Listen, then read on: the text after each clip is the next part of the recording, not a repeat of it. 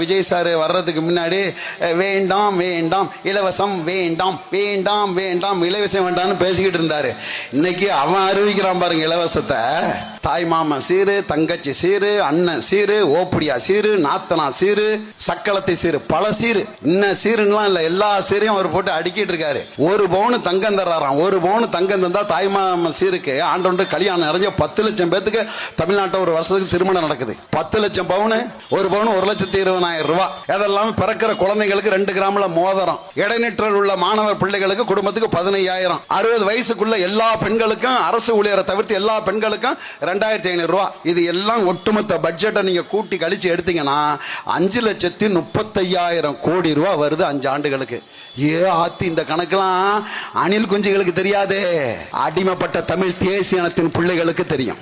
அப்படின்னா தமிழ்நாட்டோட பட்ஜெட் என்னடா? 4,35,000 கோடி ரூபாய். பட்ஜெட்டை விட இலவசம் உள்ள இருக்குன்னா இந்த பணத்தை எங்க எடுப்ப?